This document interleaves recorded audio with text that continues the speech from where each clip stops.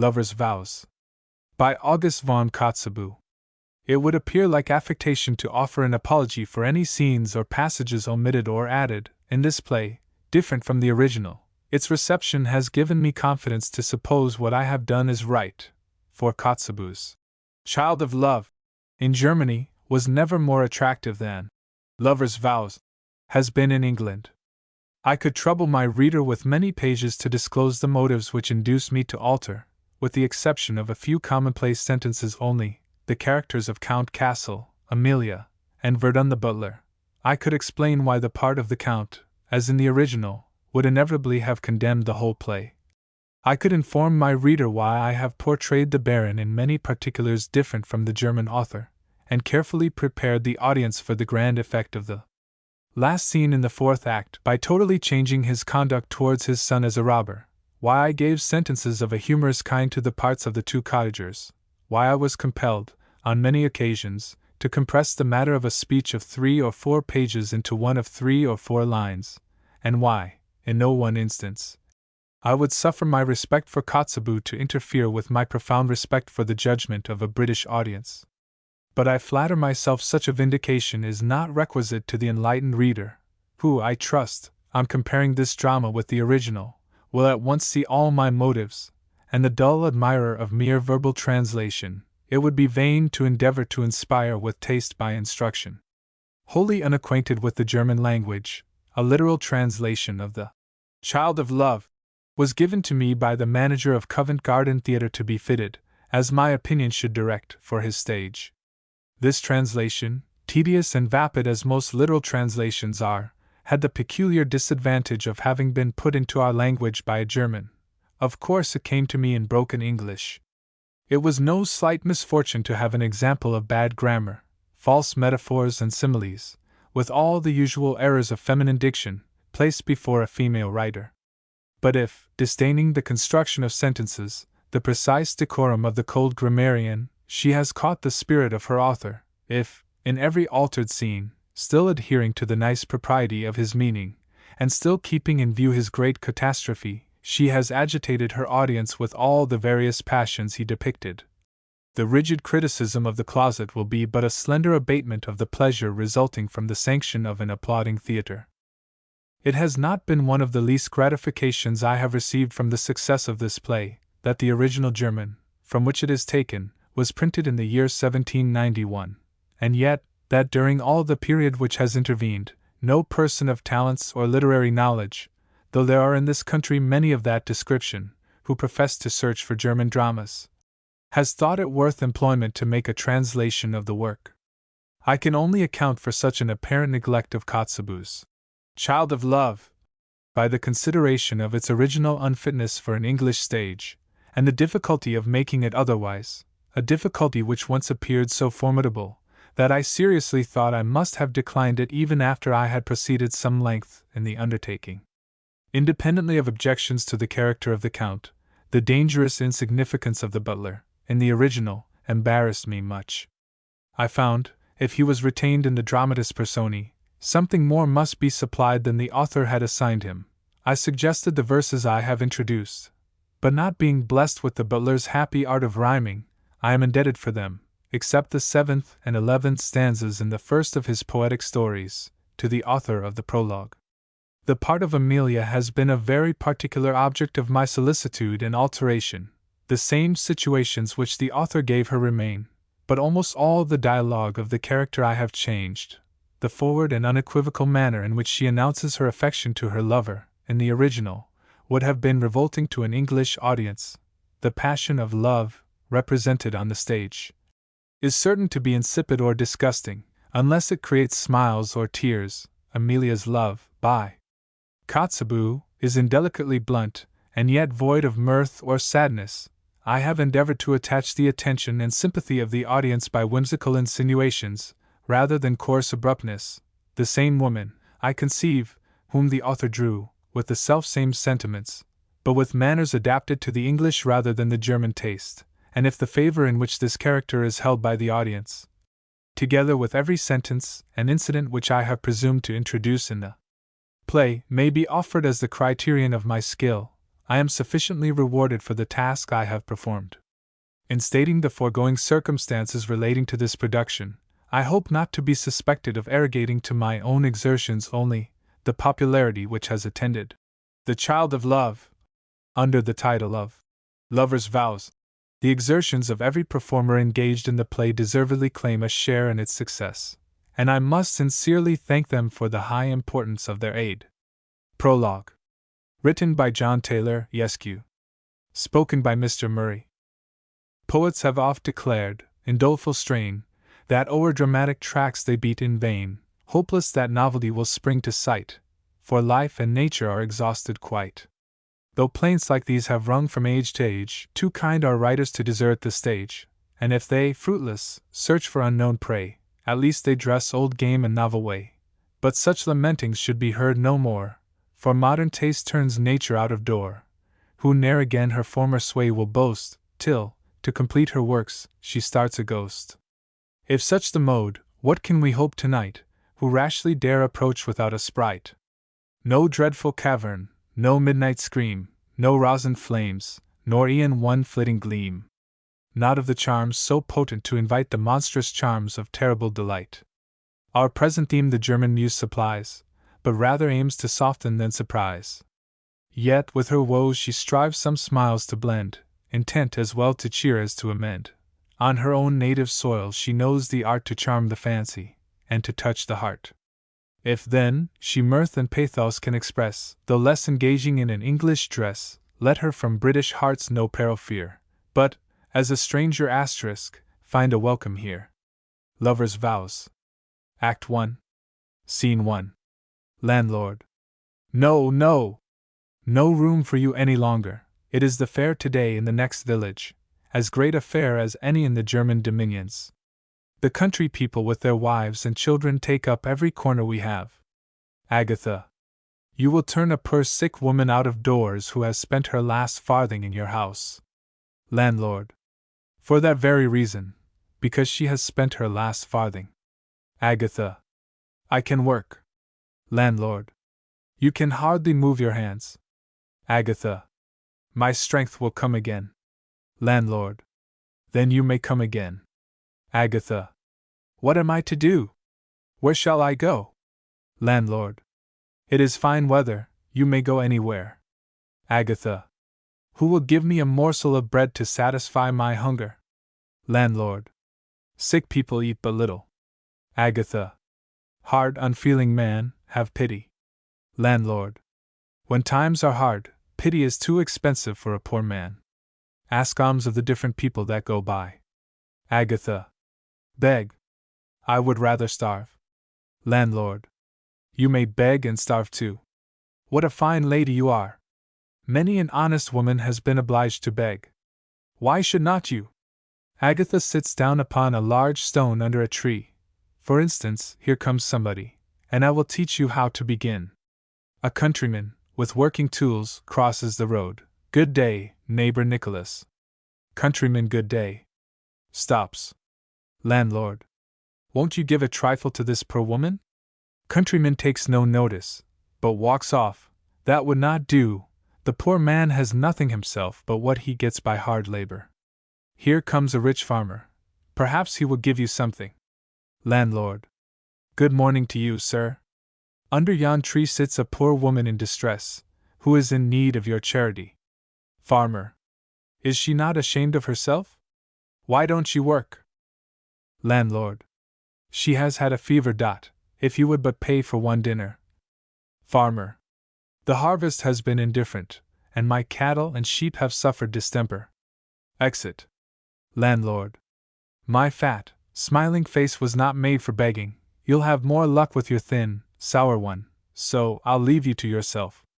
Exit. Agatha. O Providence! Thou hast till this hour protected me, and hast given me fortitude not to despair. Receive my humble thanks, and restore me to health, for the sake of my poor son, the innocent cause of my sufferings, and yet my only comfort.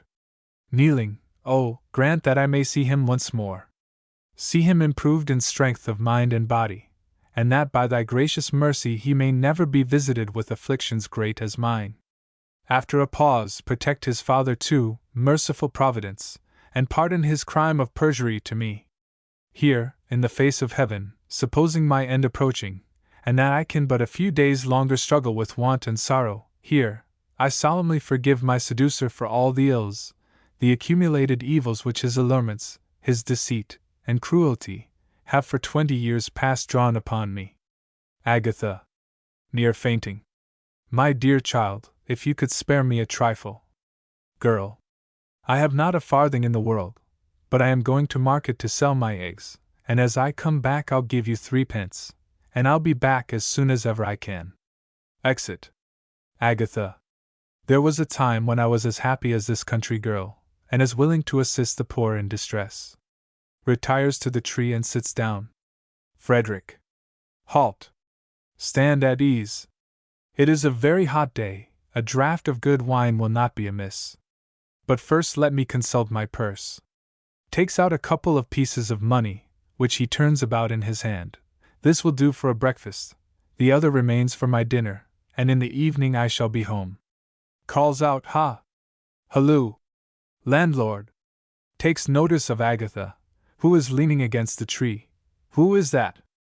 A poor sick woman. She don't beg, but her appearance makes me think she is in want. Must one always wait to give till one is asked? Shall I go without my breakfast now, or lose my dinner? The first I think is best.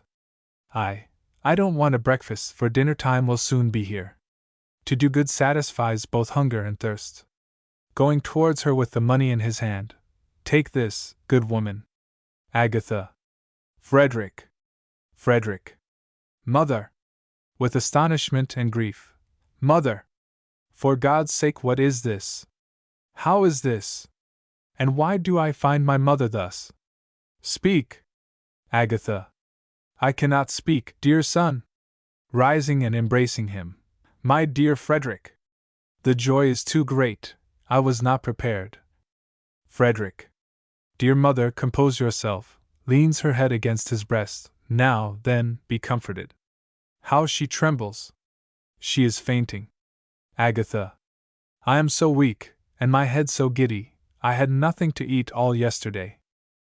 Frederick. Good heavens! Here is my little money, take it all. Oh, mother! Mother! Runs to the inn. Landlord! Landlord! Knocking violently at the door. Landlord. What is the matter? Frederick.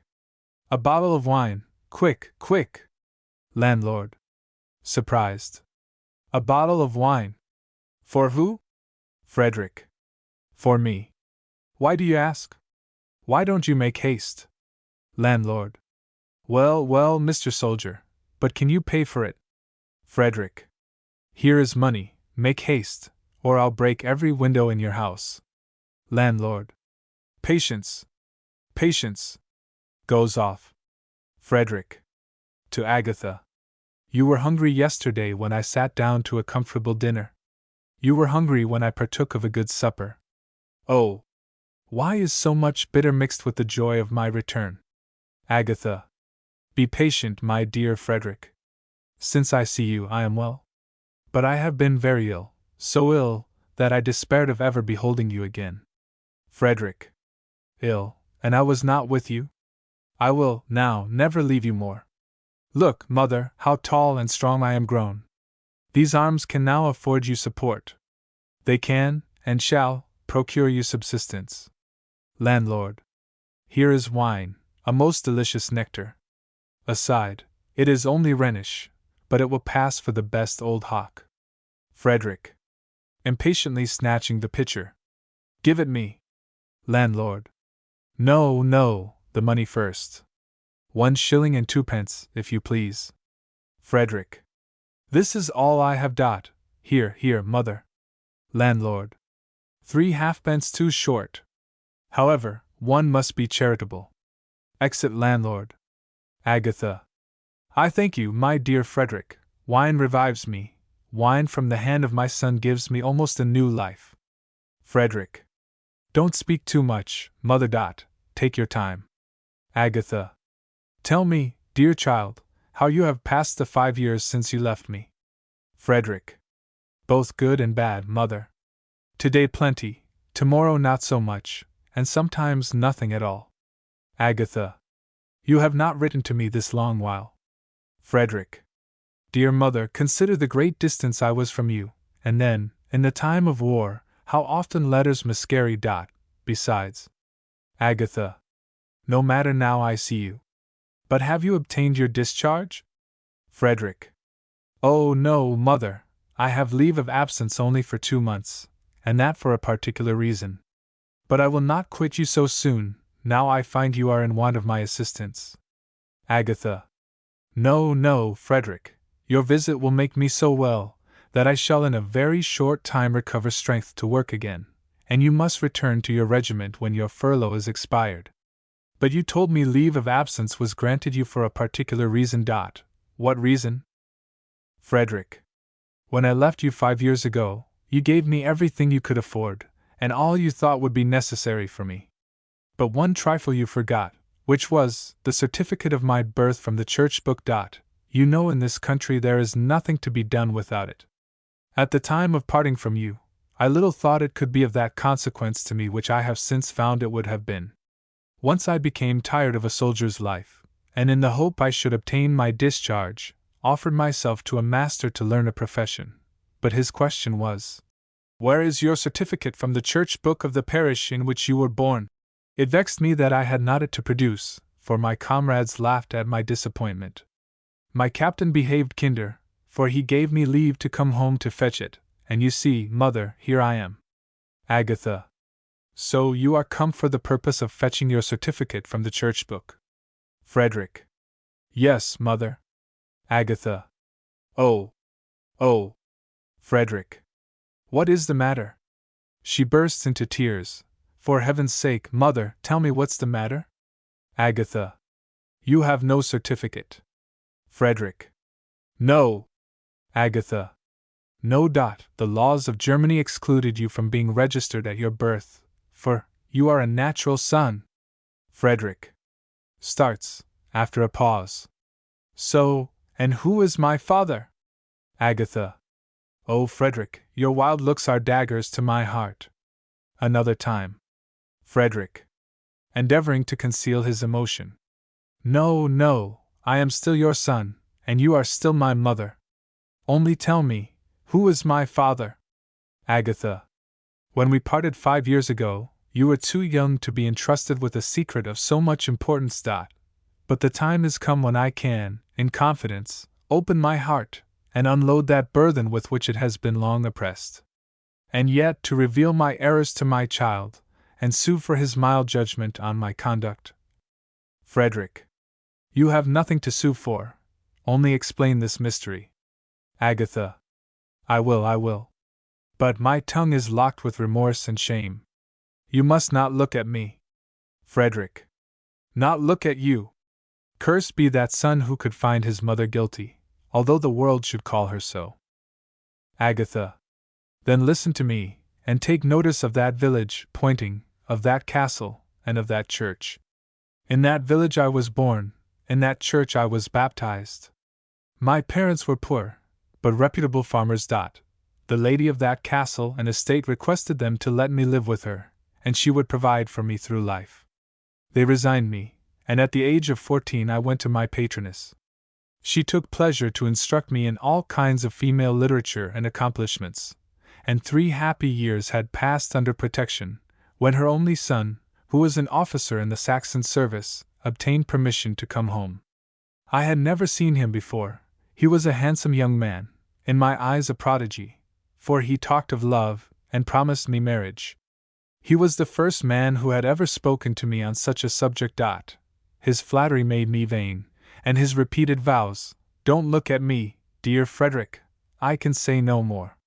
Frederick, with his eyes cast down, takes her hand, and puts it to his heart. Oh! My son! I was intoxicated by the fervent caresses of a young, inexperienced, capricious man, and did not recover from the delirium till it was too late. Frederick. After a pause. Go on. Let me know more of my father. Agatha. When the time drew near that I could no longer conceal my guilt and shame, my seducer prevailed upon me not to expose him to the resentment of his mother. He renewed his former promises of marriage at her death, on which relying, I gave him my word to be secret, and I have to this hour buried his name deep in my heart. Frederick. Proceed, proceed. Give me full information. I will have courage to hear it all. Greatly agitated. Agatha. His leave of absence expired, he returned to his regiment, depending on my promise, and well assured of my esteem. As soon as my situation became known, I was questioned, and received many severe reproaches, but I refused to confess who was my undoer, and for that obstinacy was turned from the castle. I went to my parents, but their door was shut against me. My mother, indeed, wept as she bade me quit her sight forever, but my father wished increased affliction might befall me. Frederick. Weeping. Be quick with your narrative, or you'll break my heart. Agatha. I now sought protection from the old clergyman of the parish. He received me with compassion. On my knees I begged forgiveness for the scandal I had caused to his parishioners, promised amendment, and he said he did not doubt me. Through his recommendation I went to town, and hid in humble lodgings, procured the means of subsistence by teaching to the neighboring children what I had learnt under the tuition of my benefactress. To instruct you, my Frederick, was my care and delight, and in return for your filial love I would not thwart your wishes when they led to a soldier's life, but I saw you go from me with an aching heart. Soon after, my health declined, I was compelled to give up my employment, and by degrees became the object you now see me. But let me add, before I close my calamitous story, that, when I left the good old clergyman, taking along with me his kind advice and his blessing, I left him with a firm determination to fulfill the vow I had made of repentance and amendment. I have fulfilled it, and now, Frederick, you may look at me again. He embraces her. Frederick. But my father all this time? Mournfully, I apprehend he died. Agatha. No, he married. Frederick. Married. Agatha. A woman of virtue, of noble birth and immense fortune. Yet weeps. I had written to him many times, had described your infant innocence and wants, had glanced obliquely at former promises. Frederick. Rapidly. No answer to these letters? Agatha. Not a word. But in time of war, you know, letters miscarry. Frederick. Nor did he ever return to this estate? Agatha. No, since the death of his mother this castle has only been inhabited by servants, for he settled as far off as Alsace, upon the estate of his wife. Frederick. I will carry you in my arms to Alsace. No, why should I ever know my father, if he is a villain? My heart is satisfied with a mother. No, I will not go to him. I will not disturb his peace. I leave that task to his conscience. What say you, mother, can't we do without him? Struggling between tears and his pride, we don't want him.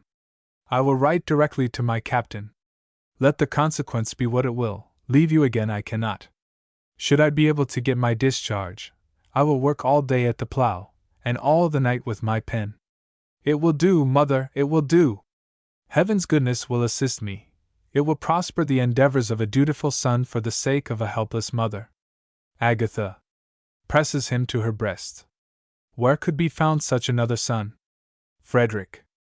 But tell me my father's name, that I may know how to shun him. Agatha. Baron Wildenheim. Frederick. Baron Wildenheim. I shall never forget it. Oh. You are near fainting. Your eyes are cast down. What's the matter? Speak, mother. Agatha. Nothing particular. Only fatigued with talking. I wish to take a little rest. Frederick. I did not consider that we have been all this time in the open road. Goes to the inn, and knocks at the door. Here, landlord. Landlord. Well, what is the matter now? Frederick. Make haste, and get a bed ready for this good woman. Landlord. With a sneer. A bed for this good woman. Ha ha ha! She slept last night in that penthouse, so she may tonight. Exit, shutting the door. Frederick. You are an infamous. Goes back to his mother. Oh! My poor mother, runs to the cottage at a little distance, and knocks. Ha! Halloo! Who is there? Katege. Good day, young soldier. What is it you want? Frederick. Good friend, look at that poor woman. She is perishing in the public road. It is my mother. Will you give her a small corner in your hut? I beg for mercy's sake, heaven will reward you. Katege. Can't you speak quietly? I understand you very well. Calls at the door of the hut. Wife, shake up our bed, here's a poor sick woman wants it. Enter wife. Why could not you say all this in fewer words? Why such a long preamble? Why for mercy's sake, and heaven's reward? Why talk about reward for such trifles as these? Come, let us lead her in, and welcome she shall be to a bed, as good as I can give her, and our homely fare. Frederick. 10,000 thanks and blessings on you. Wife. Thanks and blessings. Here's a piece of work indeed about nothing. Good sick lady, lean on my shoulder. To Frederick, thanks and reward indeed. Do you think husband and I have lived to these years, and don't know our duty? Lean on my shoulder. Exit into the cottage. Act 2. Scene 1. Frederick. Good people, have you nothing to give her? Nothing that's nourishing. Wife. Run, husband, run, and fetch a bottle of wine from the landlord of the inn. Frederick. No, no. His wine is as bad as his heart. She has drank some of it, which I am afraid has turned to poison. Katege. Suppose, wife, you look for a new-laid egg? Wife. Or a drop of brandy, husband, that mostly cures me. Frederick. Do you hear, mother? Will you, mother? Agatha makes a sign with her hand as if she could not take anything. She will not. Is there no doctor in this neighborhood? Wife. At the end of the village there lives a horse doctor. I have never heard of any other. Frederick. What shall I do? She is dying. My mother is dying. Pray for her, good people. Agatha. Make yourself easy, dear Frederick. I am well, only weak. Some wholesome nourishment. Frederick. Yes, mother, directly. Aside, oh, where shall I? No money, not a farthing left. Wife. Oh, dear me! Had you not paid the rent yesterday, husband? Katege.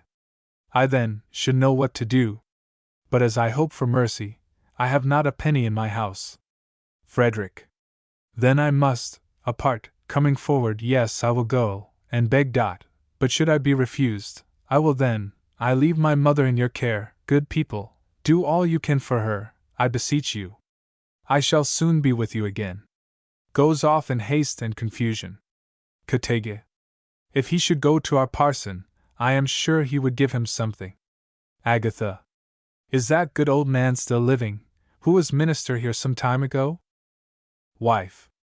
No, it pleased Providence to take that worthy man to heaven 2 years ago. We have lost in him both a friend and a father. We shall never get such another. Katege. Wife, our present rector is likewise a very good man. Wife. Yes. But he is so very young. Katege. Our late parson was once young too. Wife. To Agatha.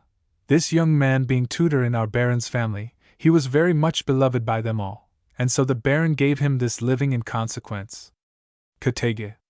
And well he deserved it, for his pious instructions to our young lady, who is, in consequence, good and friendly to everybody. Agatha. What young lady do you mean? Katege. Our baron's daughter. Agatha. Is she here? Wife. Dear me! Don't you know that? I thought everybody had known that. It is almost 5 weeks since the baron and all his family arrived at the castle. Agatha. Baron Wildenheim? Wife. Yes, Baron Wildenheim. Agatha. And his lady? Katege. His lady died in France many miles from hence, and her death, I suppose, was the cause of his coming to this estate, for the baron has not been here till within these 5 weeks ever since he was married. We regretted his absence much, and his arrival has caused great joy. Wife. Addressing her discourse to Agatha, by all accounts the Baroness was very haughty, and very whimsical. Katege. Wife, never speak ill of the dead. Say what you please against the living, but not a word against the dead. Wife. And yet, husband, I believe the dead care the least what is said against them, and so, if you please, I'll tell my story. The late Baroness was, they say, haughty and proud, and they do say, the Baron was not so happy as he might have been, but he, bless him, our good Baron is still the same as when a boy. Soon after Madame had closed her eyes, he left France, and came to Waldenheim, his native country. Katege. Many times has he joined in our village dances. Afterwards, when he became an officer, he was rather wild, as most young men are. Wife. Yes, I remember when he fell in love with poor Agatha, Friberg's daughter. What a piece of work that was! It did not do him much credit. That was a wicked thing. Katege. Have done, no more of this. It is not well to stir up old grievances. Wife. Why, you said I might speak ill of the living? 'Tis very hard indeed, if one must not speak ill of one's neighbors, dead, nor alive. Katege. Who knows whether he was the father of Agatha's child? She never said he was. Wife. Nobody but him, that I am sure. I would lay a wager. No, husband, you must not take his part, it was very wicked. Who knows what is now become of that poor creature? She has not been heard of this many a year. Maybe she is starving for hunger. Her father might have lived longer too, if that misfortune had not happened. Katege. See here. Help. She is fainting, take hold. Wife. Oh, poor woman. Katege. Let us take her into the next room. Wife. Oh, poor woman, I am afraid she will not live. Come, cheer up, Dot, you are with those who feel for you. They lead her off. Scene 2. Baron. Has not Count Castle left his chamber yet? Gentleman. No, my lord, he has but now rung for his valet. Baron. The whole castle smells of his perfumery. Go, call my daughter hither. Exit gentleman. And am I after all to have an ape for a son-in-law? No, I shall not be in a hurry, I love my daughter too well. We must be better acquainted before I give her to him. I shall not sacrifice my Amelia to the will of others, as I myself was sacrificed. The poor girl might, in thoughtlessness, say yes, and afterwards be miserable. What a pity she is not a boy! The name of Waldenheim will die with me. My fine estates, my good peasants, all will fall into the hands of strangers. Oh! Why was not my Amelia a boy? Amelia. Good morning, dear my lord. Baron. Good morning, Amelia. Have you slept well? Amelia. Oh!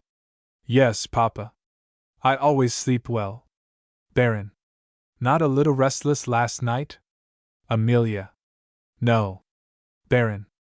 Amelia, you know you have a father who loves you, and I believe you know you have a suitor who has come to ask permission to love you. Tell me candidly how you like Count Castle. Amelia. Very well. Baron. Do not you blush when I talk of him? Amelia. No. Baron. No, I am sorry for that. Aside, have you dreamed of him? Amelia. No. Baron. Have you not dreamt at all tonight? Amelia. Oh yes, I have dreamed of our chaplain, Mr. Anhalt. Baron. Aha! As if he stood before you and the Count to ask for the ring. Amelia. No, not that, I dreamt we were all still in France, and he, my tutor, just going to take his leave of us forever. I woke with the fright, and found my eyes full of tears. Baron. Pshaw! I want to know if you can love the Count. You saw him at the last ball we were at in France, when he capered round you, when he danced minuets, when he... But I cannot say what his conversation was. Amelia. Nor either. I do not remember a syllable of it. Baron. No? Then I do not think you like him. Amelia. I believe not. Baron. But I think it proper to acquaint you he is rich, and of great consequence, rich and of consequence. Do you hear? Amelia. Yes, dear papa. But my tutor has always told me that birth and fortune are inconsiderable things, and cannot give happiness. Baron. There he is right. But if it happens that birth and fortune are joined with sense and virtue. Amelia. But is it so with Count Castle? Baron. Hem. Hem. Aside, I will ask you a few questions on this subject, but be sure to answer me honestly, speak truth. Amelia. I never told an untruth in my life. Baron. Nor ever conceal the truth from me, I command you. Amelia. Earnestly, indeed, my lord, I never will. Baron. I take you at your word, and now reply to me truly, do you like to hear the Count spoken of? Amelia. Good or bad? Baron. Good. Good. Amelia. Oh yes, I like to hear good of everybody. Baron. But do not you feel a little fluttered when he is talked of? Amelia. No. Shaking her head. Baron. Are not you a little embarrassed? Amelia. No. Baron. Don't you wish sometimes to speak to him, and have not the courage to begin? Amelia. No. Baron. Do not you wish to take his part when his companions laugh at him? Amelia. No, I love to laugh at him myself. Baron. Provoking. Aside, are not you afraid of him when he comes near you? Amelia. No, not at all. Oh yes, once. Recollecting herself. Baron. Ah. Now it comes. Amelia. Once at a ball he trod on my foot, and I was so afraid he should tread on me again. Baron. You put me out of patience. Here, Amelia. Stop short, and speak softer. To see you happy is my wish. But matrimony, without concord, is like a duetto badly performed. For that reason, nature, the great composer of all harmony, has ordained that, when bodies are allied, hearts should be in perfect unison. However, I will send Mr. Anhalt to you. Amelia. Much pleased. Do, papa. Baron. He shall explain to you my sentiments. Rings. A clergyman can do this better than, enter servant. Go directly to Mr. Anhalt, tell him that I shall be glad to see him for a quarter of an hour if he is not engaged. Exit servant. Amelia. Calls after him. Wish him a good morning from me. Baron. Looking at his watch.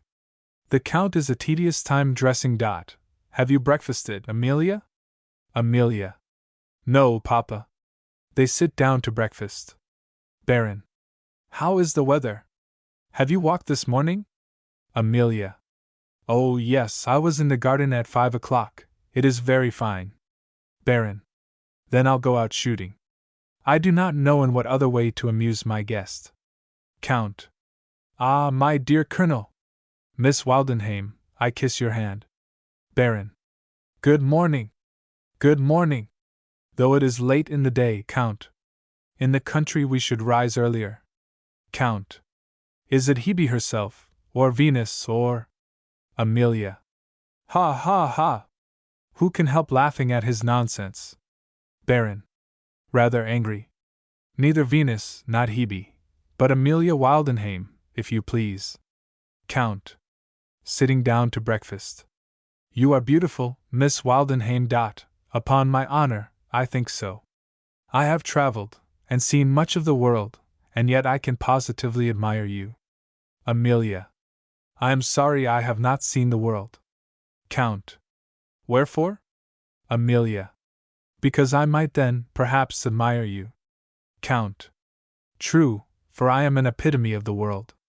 In my travels I learned delicacy in Italy, hauteur in Spain, in France, enterprise, in Russia, prudence, in England, sincerity, in Scotland, frugality, and in the wilds of America, I learnt love.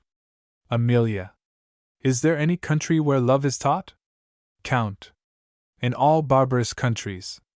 But the whole system is exploded in places that are civilized. Amelia. And what is substituted in its stead? Count. Intrigue. Amelia. What a poor, uncomfortable substitute. Count. There are other things: song, dance, the opera, and war. Baron. What are you talking of there? Count. Of war, Colonel. Baron. Rising.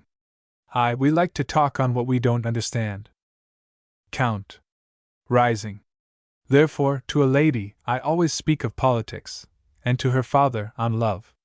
Baron. I believe, Count, notwithstanding your sneer, I am still as much a proficient in that art as yourself. Count.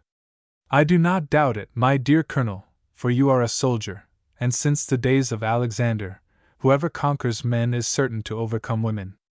Baron. An achievement to animate a poltroon. Count. And I verily believe, gains more recruits than the king's pay. Baron. Now we are on the subject of arms, should you like to go out a-shooting with me for an hour before dinner? Count. Bravo, Colonel! A charming thought.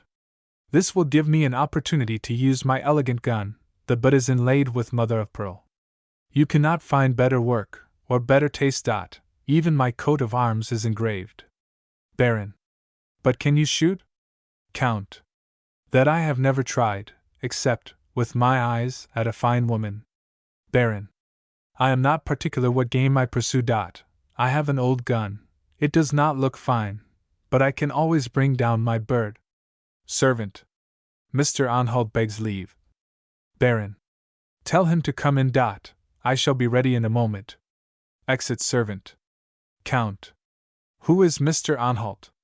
Amelia. Oh, a very good man. With warmth. Count. A good man. In Italy, that means a religious man. In France, it means a cheerful man. In Spain, it means a wise man. And in England, it means a rich man. Which good of all these is Mr. Anhalt? Amelia. A good man in every country except England. Count. And give me the English good man, before that of any other nation. Baron. And of what nation would you prefer your good woman to be, Count? Count. Of Germany. Bowing to Amelia. Amelia. In compliment to me? Count. In justice to my own judgment. Baron. Certainly.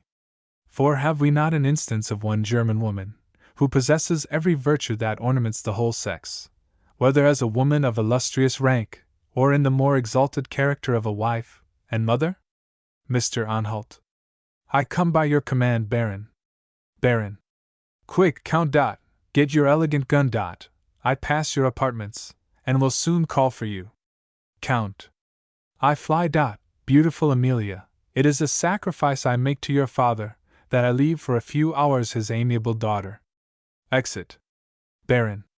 My dear Amelia, I think it scarcely necessary to speak to Mr. Anhalt, or that he should speak to you, on the subject of the Count, but as he is here, leave us alone. Amelia. As she retires. Good morning, Mr. Anhalt. I hope you are very well. Exit. Baron. I'll tell you in a few words why I sent for you. Count Castle is here, and wishes to marry my daughter. Mr. Anhalt. Much concerned. Really? Baron.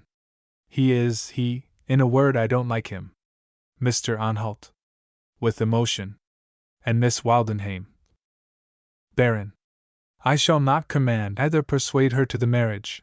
I know too well the fatal influence of parents on such a subject. Objections, to be sure, if they could be removed, but when you find a man's head without brains, and his bosom without a heart, these are important articles to supply. Young as you are, Anhalt, I know no one so able to restore, or to bestow those blessings on his fellow creatures, as you. Anhalt bows. The Count wants a little of my daughter's simplicity and sensibility. Take him under your care while he is here, and make him something like yourself. You have succeeded to my wish in the education of my daughter. Form the Count after your own manner. I shall then have what I have sighed for all my life, a son. Mr. Anhalt. With your permission, Baron, I will ask one question. What remains to interest you in favor of a man, whose head and heart are good for nothing? Baron. Birth and fortune. Yet if I thought my daughter absolutely disliked him, or that she loved another, I would not thwart a first affection, No, for the world I would not. Sighing, but that her affections are already bestowed, is not probable. Mr. Anhalt. Are you of opinion that she will never fall in love? Baron. Oh. No. I am of opinion that no woman ever arrived at the age of 20 without that misfortune. But this is another subject. Go to Amelia.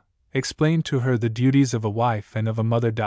If she comprehends them, as she ought, then ask her if she thinks she could fulfill those duties, as the wife of Count Castle.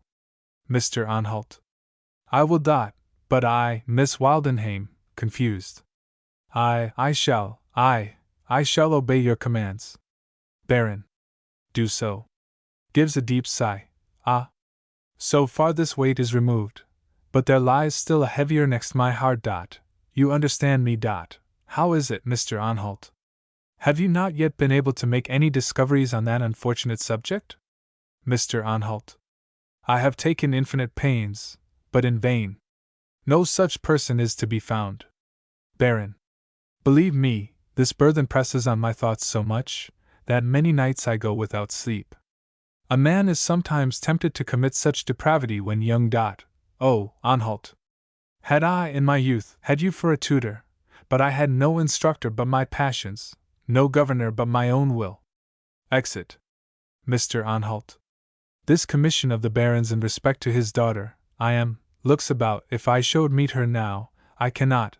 I must recover myself first, and then prepare. A walk in the fields, and a fervent prayer. After these, I trust, I shall return, as a man whose views are solely placed on a future world, all hopes in this, with fortitude resigned. Exit. Act 3. Scene 1. Frederick. To return with this trifle for which I have stooped to beg. Return to see my mother dying. I would rather fly to the world's end. Looking at the money, what can I buy with this? It is hardly enough to pay for the nails that will be wanted for her coffin. My great anxiety will drive me to distraction. However, let the consequence of our affliction be what it may, all will fall upon my father's head, and may he pant for heaven's forgiveness, as my poor mother, at a distance, is heard the firing of a gun, then the cry of "Hullo, hullo!" Gamekeepers and sportsmen run across the stage. He looks about. Here they come, a nobleman, I suppose, or a man of fortune. Yes, and I will once more beg for my mother. May heaven send relief. Baron. Quick, Count! Aye, that was a blunder indeed. Don't you see the dogs? There they run, they have lost the scent. Exit Baron looking after the dogs. Count. So much the better, Colonel, for I must take a little breath. He leans on his gun. Frederick goes up to him with great modesty. Frederick. Gentlemen, I beg you will bestow from your superfluous wants something to relieve the pain, and nourish the weak frame, of an expiring woman. Count. What police is here? That a nobleman's amusements should be interrupted by the attack of vagrants. Frederick. To the Baron. Have pity, noble sir, and relieve the distress of an unfortunate son, who supplicates for his dying mother. Baron. Taking out his purse. I think, young soldier, it would be better if you were with your regiment on duty, instead of begging. Frederick. I would with all my heart, but at this present moment my sorrows are too great. Baron gives something. I entreat your pardon. What you have been so good as to give me is not enough. Baron. Surprised. Not enough. Frederick. No, it is not enough. Count. The most singular beggar I ever met in all my travels. Frederick. If you have a charitable heart, give me $1. Baron. This is the first time I was ever dictated by a beggar what to give him. Frederick. With $1 you will save a distracted man. Baron. I don't choose to give any more. Count, go on. Frederick. Your purse or your life. Baron. Calling. Here. Seize and secure him. Frederick. What have I done? Baron. Take him to the castle, and confine him in one of the towers. I shall follow you immediately. Frederick. One favor I have to beg, one favor only. I know that I am guilty, and am ready to receive the punishment my crime deserves. But I have a mother, who is expiring for want. Pity her. If you cannot pity me, bestow on her relief.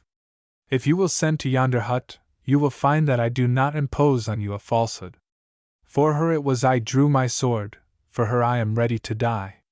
Baron, take him away, and imprison him where I told you. Frederick, as he is forced off by the keepers. Woe to that man to whom I owe my birth! Exit. Baron, calls another keeper. Here, Frank, run directly to yonder hamlet, inquire in the first, second, and third cottage for a poor sick woman, and if you really find such a person, give her this purse. Exit gamekeeper. Baron, a most extraordinary event, and what a well-looking youth! Something in his countenance and address which struck me inconceivably, if it is true that he begged for his mother, but if he did, for the attempt upon my life, he must die. Vice is never half so dangerous as when it assumes the garb of morality. Exit. Scene 2. Amelia. Alone. Why am I so uneasy, so peevish? Who has offended me? I did not mean to come into this room. In the garden I intended to go, going turns back. No, I will not. Yes, I will. Just go, and look if my auriculas are still in blossom, and if the apple tree is grown which Mr. Anhalt planted. I feel very low-spirited. Something must be the matter. Why do I cry? Am I not well? Ah.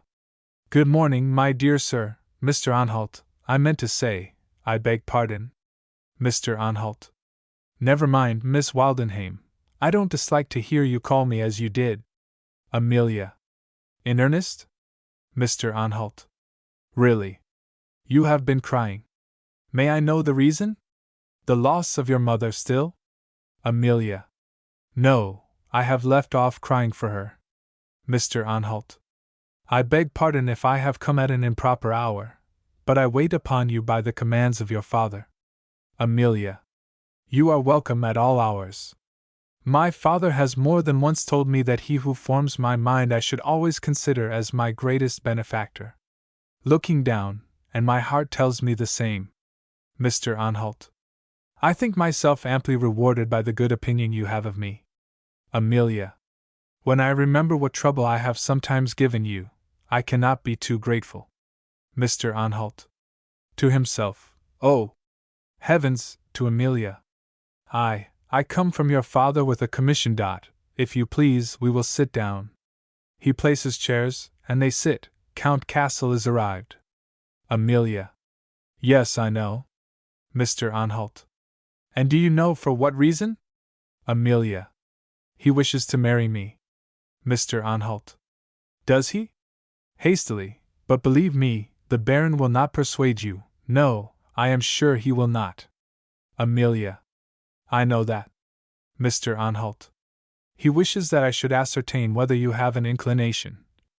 Amelia. For the Count, or for matrimony, do you mean? Mr. Anhalt. For matrimony. Amelia. All things that I don't know, and don't understand, are quite indifferent to me. Mr. Anhalt. For that very reason I am sent to you to explain the good and the bad of which matrimony is composed. Amelia. Then I beg first to be acquainted with the good. Mr. Anhalt.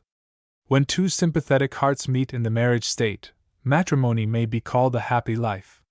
When such a wedded pair find thorns in their path, each will be eager, for the sake of the other, to tear them from the root. Where they have to mount hills, or wind a labyrinth, the most experienced will lead the way, and be a guide to his companion. Patience and love will accompany them in their journey, while melancholy and discord they leave far behind.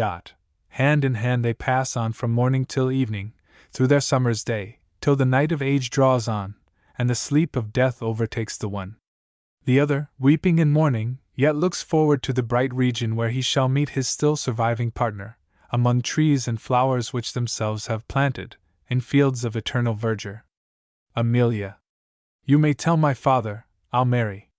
Rises. Mr. Anhalt. Rising. This picture is pleasing, but I must beg you not to forget that there is another on the same subject. When convenience and fair appearance joined to folly and ill humor forge the fetters of matrimony, they gall with their weight the married pair. Discontented with each other, at variance in opinions, their mutual aversion increases with the years they live together. They contend most, where they should most unite, torment, where they should most soothe. In this rugged way, choked with the weeds of suspicion, jealousy, anger, and hatred, they take their daily journey, till one of these also sleep in death. The other then lifts up his dejected head, and calls out in acclamations of joy, "O liberty! Dear liberty! Amelia! I will not marry." Mr. Anhalt. You mean to say, you will not fall in love? Amelia. Oh no! Ashamed I am in love. Mr. Anhalt. Are in love? Starting, and with the Count? Amelia. I wish I was. Mr. Anhalt. Why so? Amelia. Because he would, perhaps, love me again. Mr. Anhalt. Warmly. Who is there that would not? Amelia. Would you? Mr. Anhalt. I am out of the question. Amelia. No, you are the very person to whom I have put the question. Mr. Anhalt. What do you mean? Amelia. I am glad you don't understand me. I was afraid I had spoken too plain. In confusion. Mr. Anhalt. Understand you, as to that, I am not dull. Amelia. I know you are not, and as you have for a long time instructed me, why should not I now begin to teach you? Mr. Anhalt. Teach me what? Amelia. Whatever I know, and you don't. Mr. Anhalt. There are some things I had rather never know. Amelia. So you may remember I said when you began to teach me mathematics. I said I had rather not know it, but now I have learned it gives me a great deal of pleasure, and hesitating, perhaps, who can tell, but that I might teach something as pleasant to you, as resolving a problem is to me. Mr. Anhalt. Woman herself is a problem. Amelia. And I'll teach you to make her out. Mr. Anhalt. You teach? Amelia. Why not?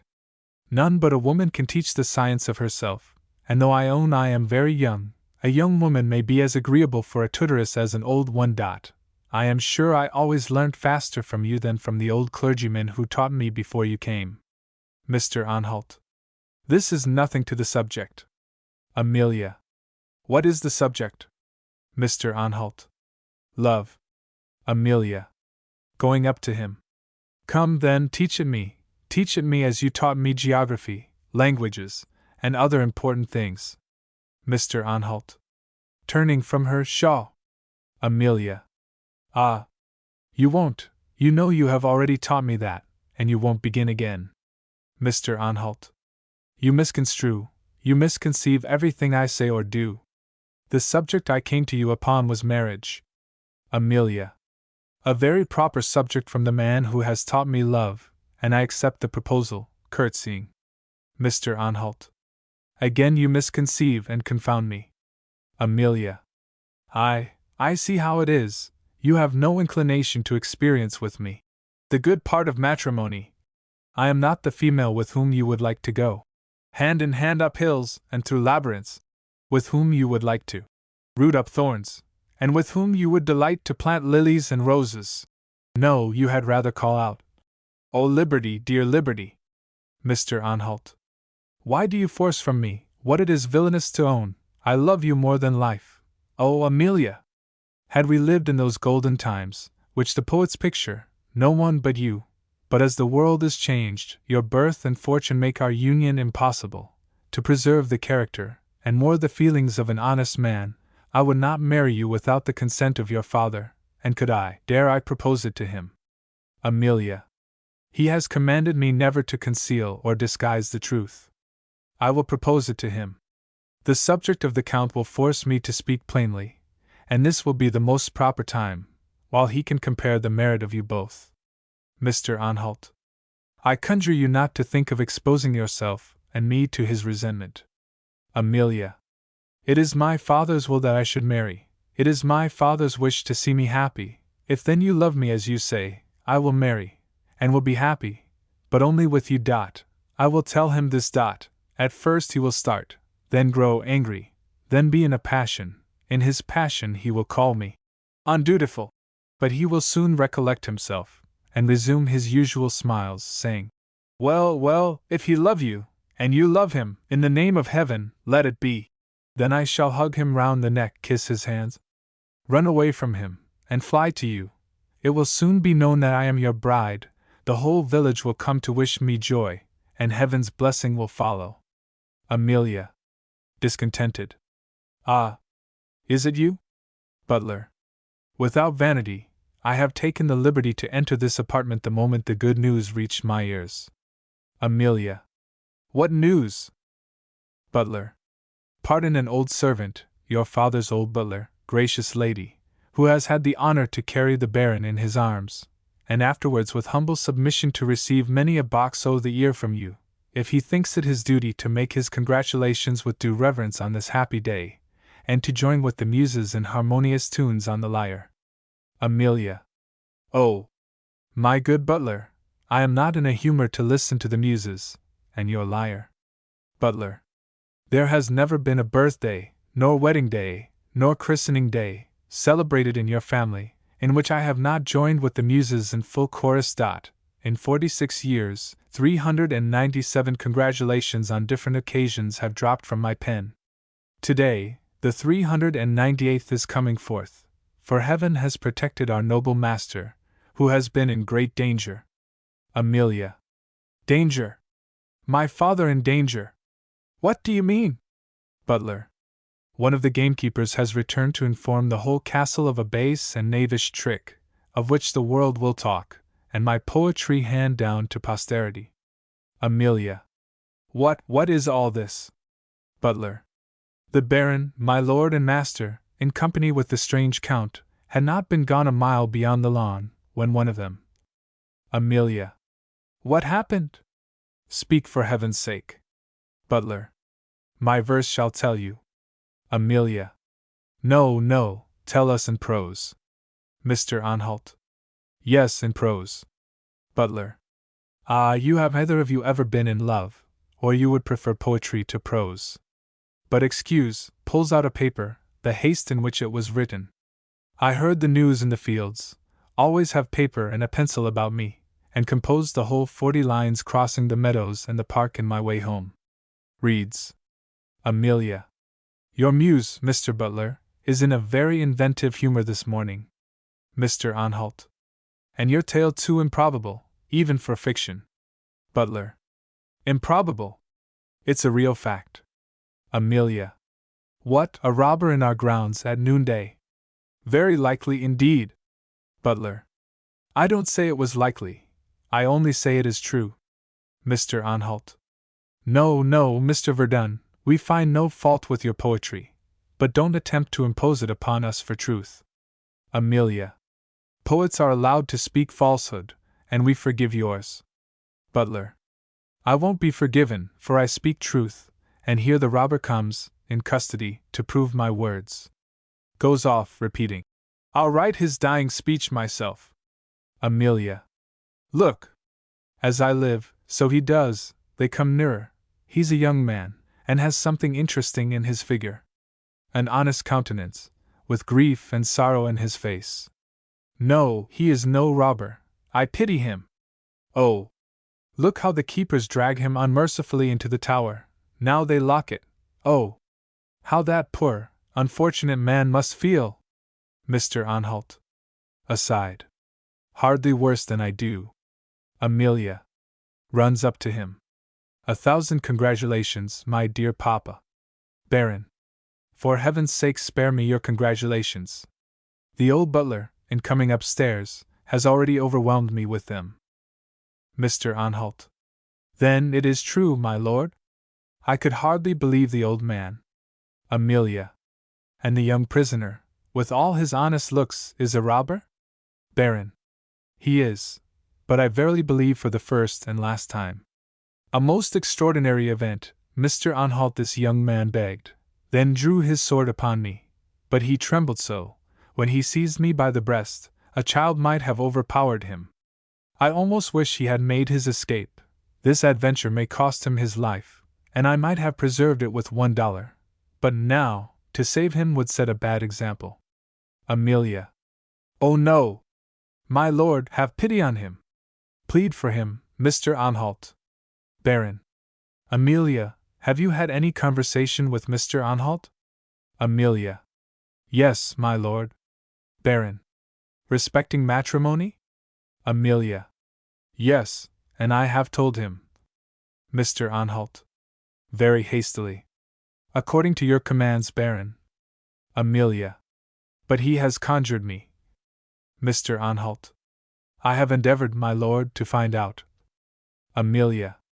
Yet I am sure, dear papa, your affection for me. Mr. Anhalt. You wish to say something to me in your closet, my lord? Baron. What the devil is all this conversation? You will not let one another speak. I don't understand either of you. Amelia. Dear father, have you not promised you will not thwart my affections when I marry, but suffer me to follow their dictates? Baron. Certainly.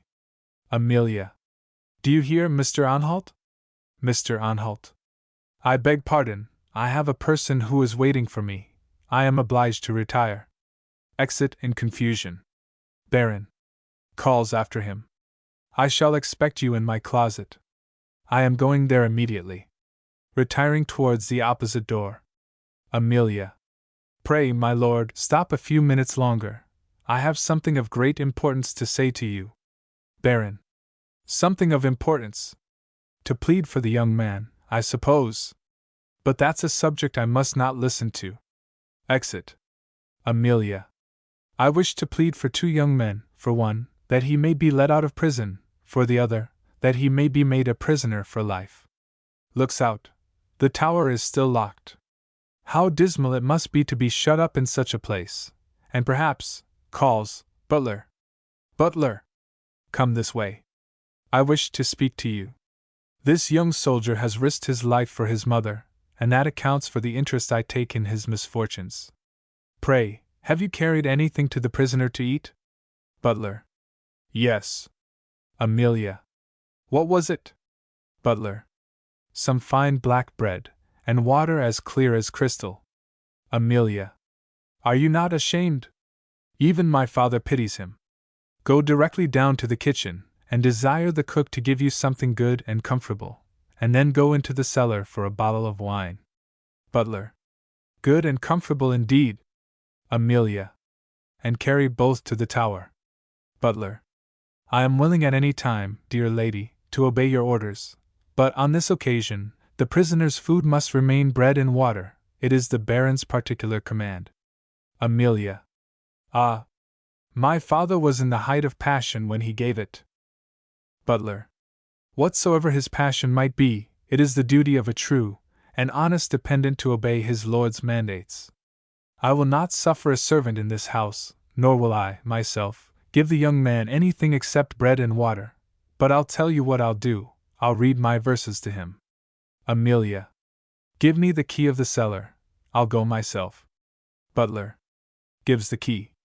And there's my verses, taking them from his pocket, carry them with you, they may comfort him as much as the wine. She throws them down. Exit Amelia. Butler. In amazement. Not take them. Refuse to take them. He lifts them from the floor with the utmost respect. Act 4. Scene 1. Frederick. How a few moments destroy the happiness of man. When I, this morning, set out from my inn, and saw the sun rise, I sung with joy. Flattered with the hope of seeing my mother, I formed a scheme how I would with joy surprise her. But farewell all pleasant prospects, I return to my native country, and the first object I behold is my dying parent, my first lodging, a prison, and my next walk will perhaps be, oh, merciful Providence!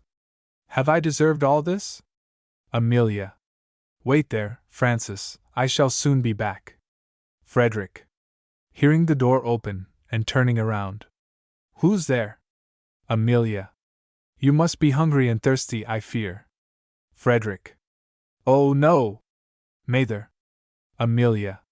Here is a bottle of wine, and something to eat. Places the basket on the table. I have often heard my father say that wine is quite a cordial to the heart. Frederick. 1,000 thanks, dear stranger. Ah! Could I prevail on you to have it sent to my mother, who is on her deathbed, under the roof of an honest peasant, called Hubert. Take it hence, my kind benefactress, and save my mother. Amelia. But first assure me that you did not intend to murder my father. Frederick. Your father? Heaven forbid. I meant but to preserve her life, who gave me mine. Murder your father? No, no, I hope not. Amelia. And I thought not, or if you had murdered any one, you had better have killed the Count, nobody would have missed him. Frederick. Who, may I inquire, were those gentlemen, whom I hoped to frighten into charity? Amelia. If you only intended to frighten them, the Count was the very person for your purpose. But you caught hold of the other gentleman. And could you hope to intimidate Baron Wildenheim? Frederick. Baron Wildenheim, almighty powers! Amelia. What's the matter? Frederick. The man to whose breast I held my sword, trembling. Amelia. Was Baron Wildenheim, the owner of this estate, my father? Frederick. With the greatest emotion. My father! Amelia. Good heaven, how he looks! I am afraid he's mad. Here. Francis. Exit calling. Frederick. All agitation. My father! Eternal Judge! Though deuced slumber. The man, against whom I drew my sword this day, was my father. One moment longer, and provoked, I might have been the murderer of my father. My hair stands on end. My eyes are clouded. I cannot see anything before me. Sinks down on chair. If Providence had ordained that I should give the fatal blow, who would have been most in fault? I dare not pronounce. After a pause, that benevolent young female who left me just now is, then, my sister, and I suppose that fop, who accompanied my father. Welcome, sir! By your dress you are of the church, and consequently a messenger of comfort. You are most welcome, sir. Mr. Anhalt. I wish to bring comfort and avoid upbraidings, for your own conscience will reproach you more than the voice of a preacher. From the sensibility of your countenance, together with a language and address superior to the vulgar, it appears, young man, you have had an education which should have preserved you from a state like this. Frederick. My education I owe to my mother. Filial love, in return, has plunged me into the state you see. A civil magistrate will condemn according to the law. A priest, in judgment, is not to consider the act itself, but the impulse which led to the act. Mr. Anhalt. I shall judge with all the lenity my religion dictates, and you are the prisoner of a nobleman, who compassionates you for the affection which you bear towards your mother, for he has sent to the village where you directed him, and has found the account you gave relating to her true. With this impression in your favor, it is my advice that you endeavor to see and supplicate the Baron for your release from prison, and all the peril of his justice. Frederick. Starting. I see the Baron. I supplicate for my deliverance. Will you favor me with his name? Is it not Baron? Mr. Anhalt. Baron Wildenheim. Frederick. Baron Wildenheim. He lived formerly in Alsace. Mr. Anhalt. The same. About a year after the death of his wife, he left Alsace, and arrived here a few weeks ago to take possession of his paternal estate. Frederick. So, his wife is dead, and that generous young lady who came to my prison just now is his daughter. Mr. Anhalt. Miss Wildenheim, his daughter. Frederick.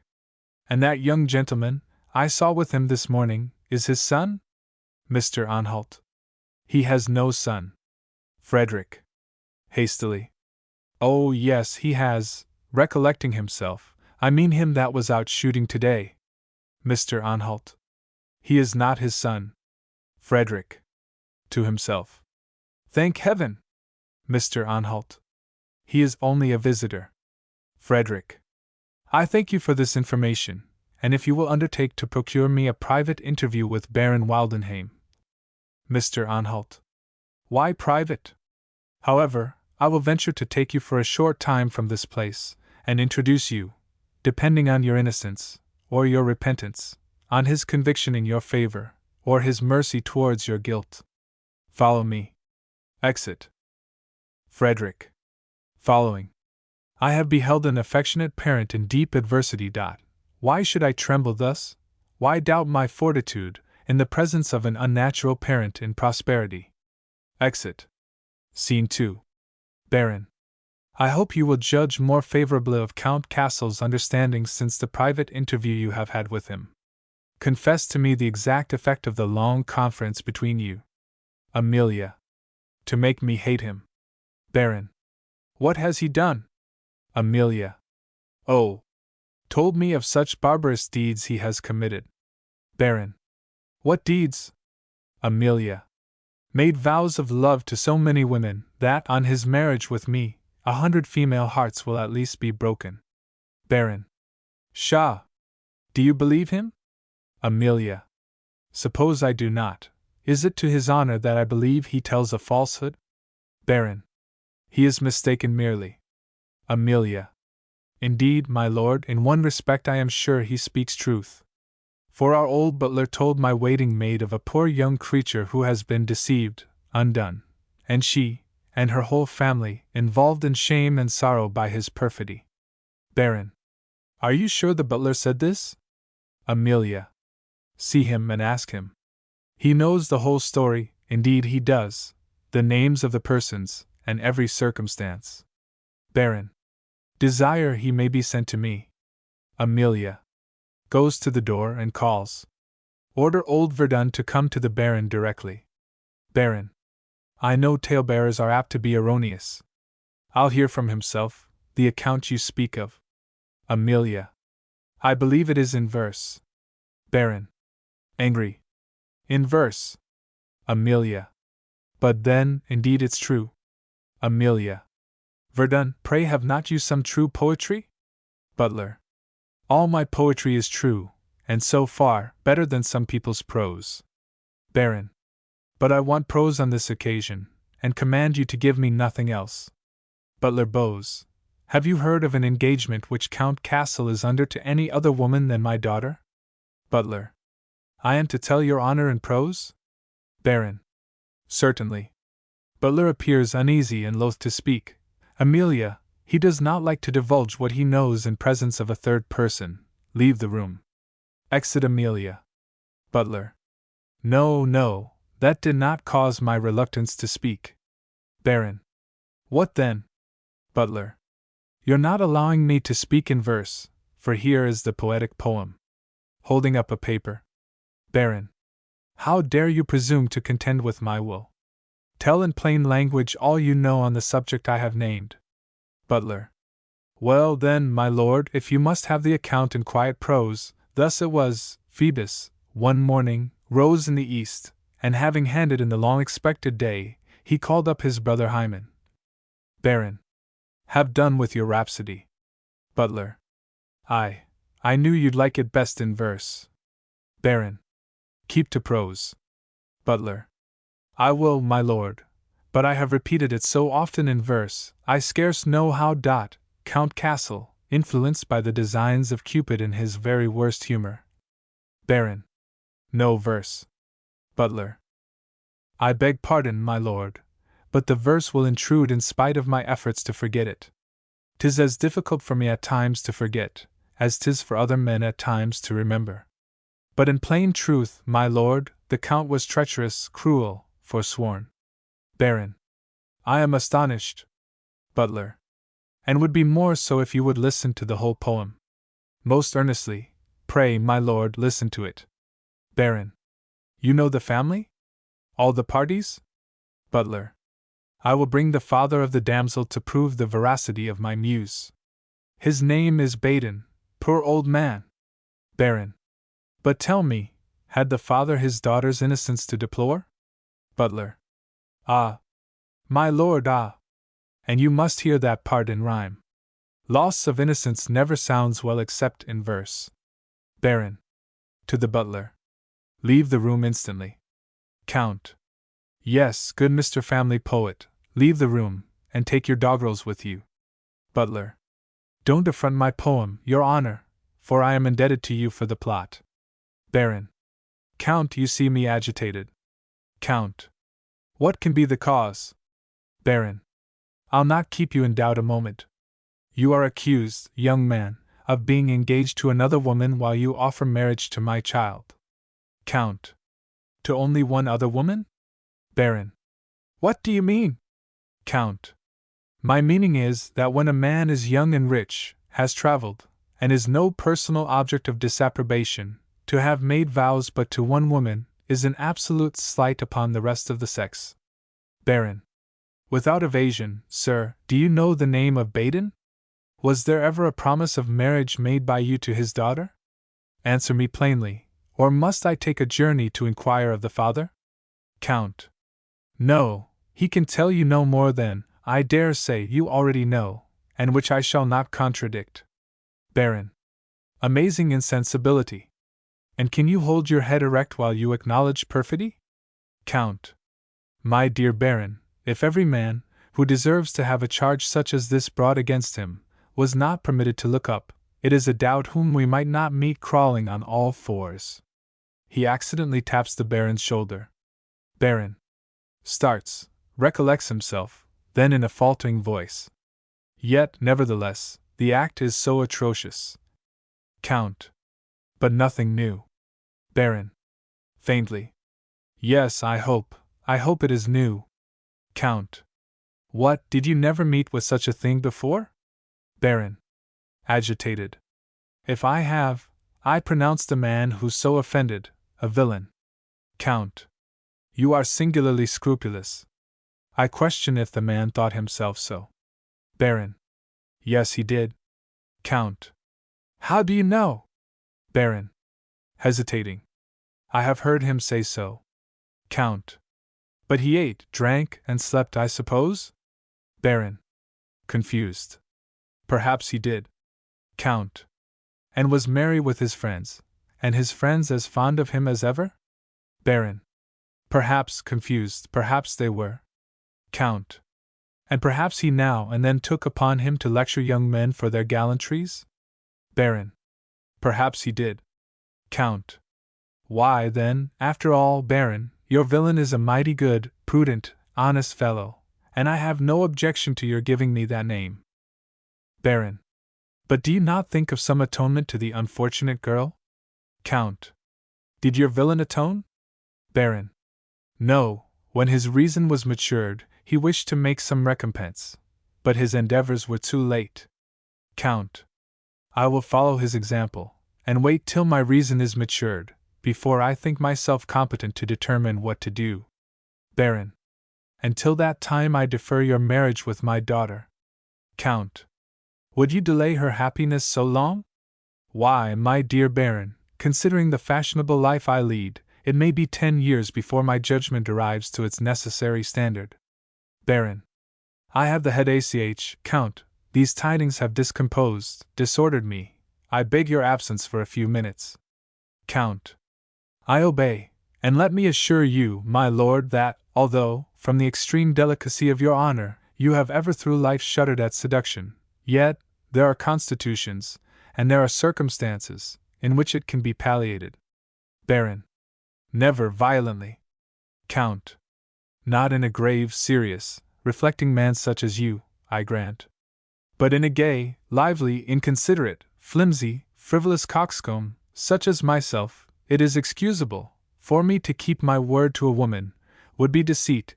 'Tis not expected of me. It is in my character to break oaths in love, as it is in your nature, my lord, never to have spoken anything but wisdom and truth. Exit. Baron. Could I have thought a creature so insignificant as that had power to excite sensations such as I feel at present? I am, indeed, worse than he is, as much as the crimes of a man exceed those of an idiot. Amelia. I heard the Count leave you, my lord, and so I am come to inquire. Baron. Sitting down, and trying to compose himself. You are not to marry Count Castle, and now, mention his name to me no more. Amelia. I won't, indeed I won't, for I hate his name. But thank you, my dear father, for this good news. Draws a chair, and sits on the opposite side of the table on which he leans. And after a pause, and who am I to marry? Baron. His head on his hand. I can't tell. Amelia. I never liked the Count. Baron. No more did I. Amelia. After a pause. I think love comes just as it pleases, without being asked. Baron. It does so, in deep thought. Amelia. After another pause. And there are instances where, perhaps, the object of love makes the passion meritorious. Baron. To be sure there are. Amelia. For example, my affection for Mr. Anhalt as my tutor. Baron. Right. Amelia. After another pause. I should like to marry. Sighing. Baron. So you shall. A pause. It is proper for everybody to marry. Amelia. Why, then, does not Mr. Anhalt marry? Baron. You must ask him that question yourself. Amelia. I have. Baron. And what did he say? Amelia. Will you give me leave to tell you what he said? Baron. Certainly. Amelia. And you won't be angry? Baron. Undoubtedly not. Amelia. Why, then, you know you commanded me never to disguise or conceal the truth. Baron. I did so. Amelia. Why, then he said. Baron. What did he say? Amelia. He said, he would not marry me without your consent for the world. Baron. Starting from his chair. And pray, how came this the subject of your conversation? Amelia. Rising. I brought it up. Baron. And what did you say? Amelia. I said that birth and fortune were such old-fashioned things to me, I cared nothing about either, and that I had once heard my father declare he should consult my happiness in marrying me, beyond any other consideration. Baron. I will once more repeat to you my sentiments. It is the custom in this country for the children of nobility to marry only with their equals, but as my daughter's content is more dear to me than an ancient custom, I would bestow you on the first man I thought calculated to make you happy. By this I do not mean to say that I should not be severely nice in the character of the man to whom I gave you, and Mr. Anhalt, from his obligations to me, and his high sense of honor, thinks too nobly.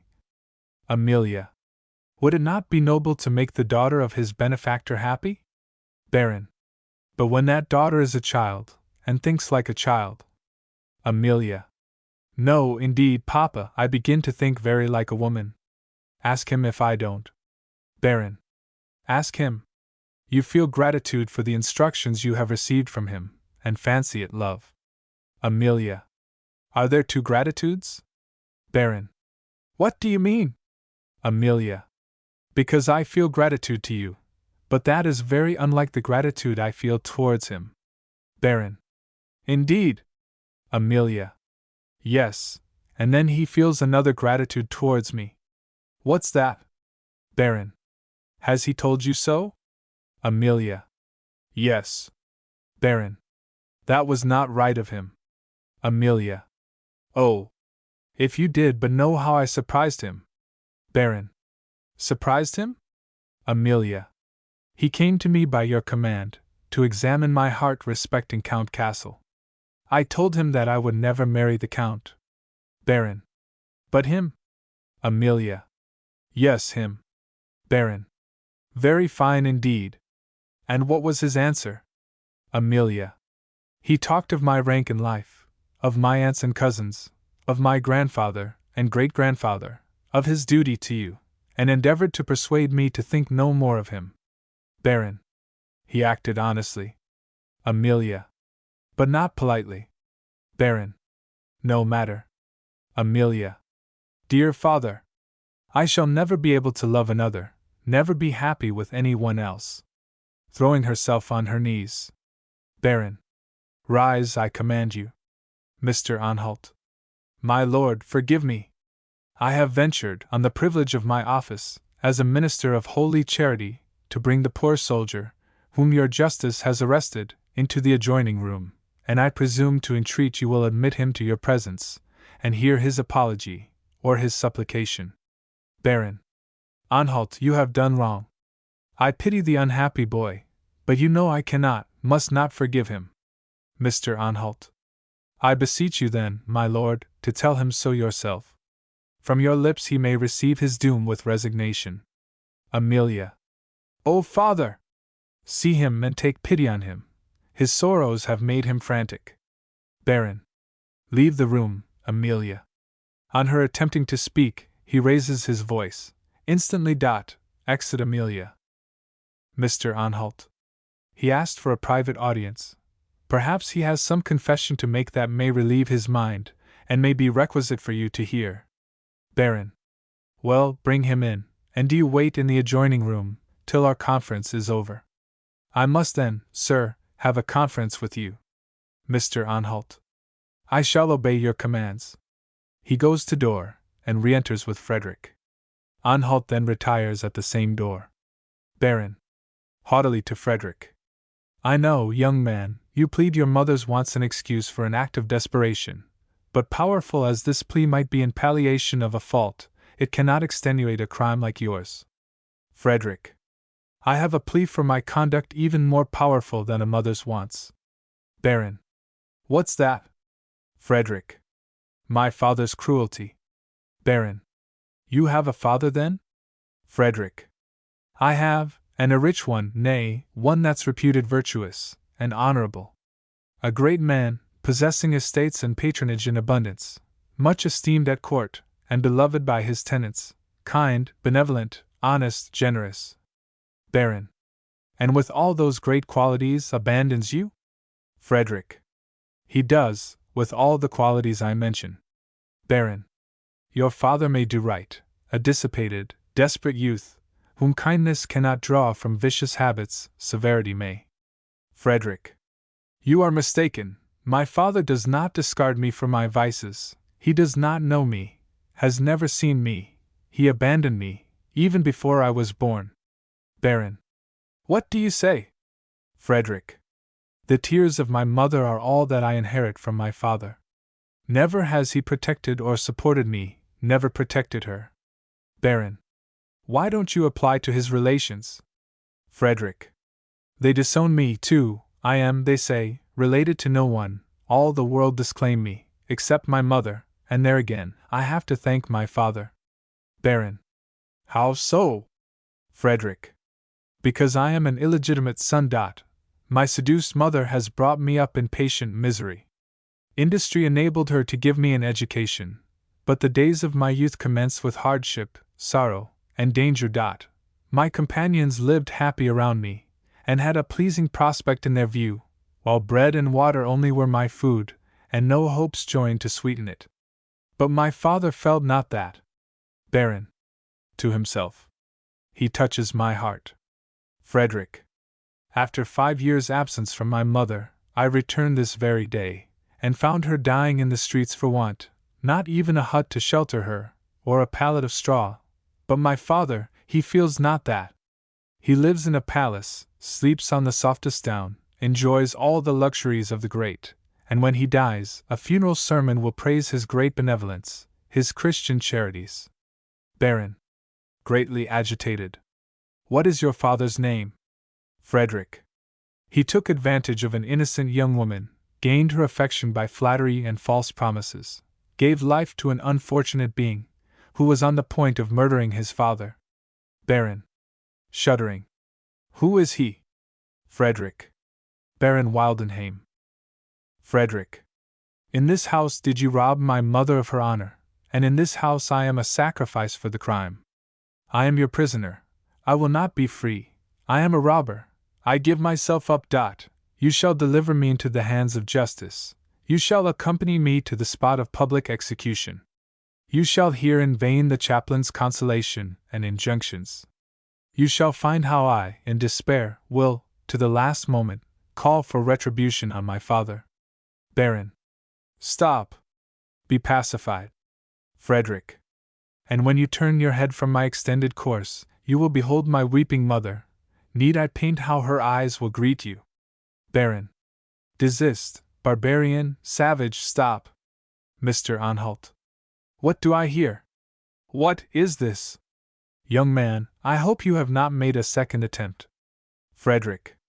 Yes, I have done what it was your place to do. I have made a sinner tremble, points to the Baron and exit. Mr. Anhalt. What can this mean? I do not comprehend. Baron. He is my son! He is my son! Go, Anhalt, advise me, help me, go to the poor woman, his mother, he can show you the way, make haste, speed to protect her. Mr. Anhalt. But what am I to? Baron. Go. Your heart will tell you how to act. Exit Anhalt. Baron distractedly. Who am I? What am I? Mad, raving, no, I have a son, a son. The bravest, I must, oh! With tenderness, why have I not embraced him yet? Increasing his voice, why not pressed him to my heart? Ah! See, looking after him, he flies from the castle. Who's there? Where are my attendants? Enter 2 servants. Follow him, bring the prisoner back. But observe my command, treat him with respect, treat him as my son, and your master. Exit. Act 5. Scene 1. Agatha. Pray look and see if he is coming. Katege. It is of no use. I have been in the road, have looked up and down, but neither see nor hear anything of him. Wife. Have a little patience. Agatha. I wish you would step out once more. I think he cannot be far off. Katege. I will go. Exit. Wife. If your son knew what heaven had sent you, he would be here very soon. Agatha. I feel so anxious. Wife. But why? I should think a purse of gold, such as you have received, would make anybody easy. Agatha. Where can he be so long? He has been gone 4 hours. Some ill must have befallen him. Wife. It is still broad daylight, don't think of any danger. This evening we must all be merry. I'll prepare the supper. What a good gentleman our Baron must be! I am sorry I ever spoke a word against him. Agatha. How did he know I was here? Wife. Heaven only can tell. The servant that brought the money was very secret. Agatha. To herself. I am astonished. I wonder. Oh! Surely he has been informed. Why else should he have sent so much money? Agatha. Well, not yet. Katege. I might look till I am blind for him, but I saw our new rector coming along the road. He calls in sometimes. May be, he will this evening. Wife. He is a very good gentleman, pays great attention to his parishioners, and where he can assist the poor, he is always ready. Mr. Anhalt. Good evening, friends. Both. Thank you, Reverend Sir. Mr. Anhalt. I thank you, good people. I see you have a stranger here. Katege. Yes, your reverence. It is a poor sick woman, whom I took indoors. Mr. Anhalt. You will be rewarded for it. To Agatha. May I beg leave to ask your name? Agatha. Ah! If we were alone. Mr. Anhalt. Good neighbors, will you leave us alone for a few minutes? I have something to say to this poor woman. Katege. Wife, do you hear? Come along with me. Exeunt Katege and his wife. Mr. Anhalt. Now, Agatha. Before I tell you who I am, and what I was, I must beg to ask, are you of this country? Mr. Anhalt. No, I was born in Alsace. Agatha. Did you know the late rector personally, whom you have succeeded? Mr. Anhalt. No. Agatha. Then you are not acquainted with my narrative? Mr. Anhalt. Should I find you to be the person whom I have long been in search of, your history is not altogether unknown to me. Agatha. That you have been in search of? Who gave you such a commission? Mr. Anhalt. A man, who, if it so prove, is much concerned for your misfortunes. Agatha. How? Oh, sir! Tell me quickly, whom do you think to find in me? Mr. Anhalt. Agatha Friberg. Agatha. Yes, I am that unfortunate woman, and the man who pretends to take concern in my misfortunes is, Baron Wildenheim, he who betrayed me, abandoned me and my child, and killed my parents. He would now repair our sufferings with this purse of gold. Takes out the purse. Whatever may be your errand, sir, whether to humble, or to protect me, it is alike indifferent. I therefore request you to take this money to him who sent it. Tell him, my honor has never been saleable. Tell him, destitute as I am, even indigence will not tempt me to accept charity from my seducer. He despised my heart, I despise his gold. He has trampled on me, I trample on his representative. Throws the purse on the ground. Mr. Anhalt. Be patient, I give you my word, that when the Baron sent this present to an unfortunate woman, for whom her son had supplicated, he did not know that woman was Agatha. Agatha. My son! What of my son? Mr. Anhalt. Do not be alarmed, the Baron met with an affectionate son, who begged for his sick mother, and it affected him. Agatha. Begged of the Baron. Of his father? Mr. Anhalt. Yes, but they did not know each other, and the mother received the present on the son's account. Agatha. Did not know each other? Where is my son? Mr. Anhalt. At the castle. Agatha. And still unknown? Mr. Anhalt. Now he is known, an explanation has taken place, and I am sent here by the Baron, not to a stranger, but to Agatha Friberg, not with gold. His commission was, do what your heart directs you. Agatha. How is my Frederick? How did the Baron receive him? Mr. Anhalt. I left him just in the moment the discovery was made. By this time your son is, perhaps, in the arms of his father. Agatha. Oh! Is it possible that a man, who has been 20 years deaf to the voice of nature, should change so suddenly? Mr. Anhalt. I do not mean to justify the Baron, but he has loved you, and fear of his noble kindred alone caused his breach of faith to you. Agatha. But to desert me wholly and wed another. Mr. Anhalt. War called him away. Wounded in the field, he was taken to the adjacent seat of a nobleman, whose only daughter, by anxious attention to his recovery, won his gratitude, and influenced by the will of his worldly friends he married. But no sooner was I received into the family, and admitted to his confidence, than he related to me your story, and at times would exclaim in anguish, the proud imperious Baroness avenges the wrongs of my deserted Agatha. Again, when he presented me this living, and I left France to take possession of it, his last words before we parted were, the moment you arrive at Wildenheim, make all inquiries to find out my poor Agatha. Every letter from him contained, still, no tidings of my Agatha. And fate ordained it should be so, till this fortunate day. Agatha. What you have said has made my heart overflow. Where will this end? Mr. Anhalt. I know not yet the Baron's intentions, but your sufferings demand immediate remedy, and one way only is left. Come with me to the castle. Do not start, you shall be concealed in my apartments till you are called for. Agatha. I go to the Baron's? No. Mr. Anhalt. Go for the sake of your son, reflect, that his fortunes may depend upon your presence. Agatha. And he is the only branch on which my hope still blossoms, the rest are withered. I will forget my wrongs as a woman, if the Baron will atone to the mother. He shall have the woman's pardon, if he will merit the mother's thanks. After a struggle, I will go to the castle, for the sake of my Frederick, go even to his father. But where are my good host and hostess, that I may take leave, and thank them for their kindness? Mr. Anhalt. Taking up the purse which Agatha had thrown down. Here, good friend. Good woman. Wife. Yes, here I am. Mr. Anhalt. Good people, I will take your guests with me. You have acted an honest part, and therefore receive this reward for your trouble. He offers the purse to the Katager, who puts it by, and turns away. Mr. Anhalt. To the wife. Do you take it? Wife. I always obey my pastor. Taking it. Agatha. Goodbye. Shaking hands with the cottagers. For your hospitality to me, may ye enjoy continued happiness. Katager.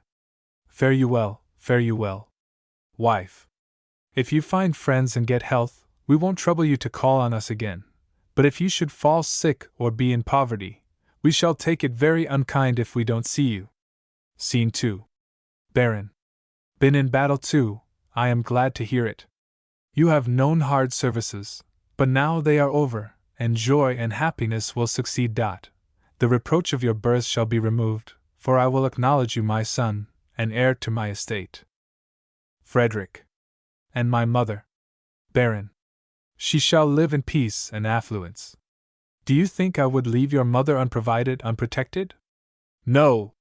About a mile from this castle I have an estate called Weldendorf. There she shall live, and call her own whatever it produces. There she shall reign, and be sole mistress of the little paradise. There her past sufferings shall be changed to peace and tranquility. On a summer's morning we, my son, will ride to visit her, pass a day, a week with her, and in this social intercourse time will glide pleasantly. Frederick. And pray, my lord, under what name is my mother to live then? Baron. Confused. How? Frederick. In what capacity, as your domestic, or as? Baron. That we will settle afterwards. Frederick. Will you allow me, sir, to leave the room a little while, that you may have leisure to consider now? Baron. I do not know how to explain myself in respect to your mother more than I have done already. Frederick. My fate, whatever it may be, shall never part me from her. This is my firm resolution, upon which I call heaven to witness. My lord, it must be Frederick of Wildenheim, and Agatha of Wildenheim, or Agatha Fribourg, and Frederick Fribourg. Exit. Baron. Young man! Frederick, calling after him, hasty indeed! Would make conditions with his father. No, no, that must not be.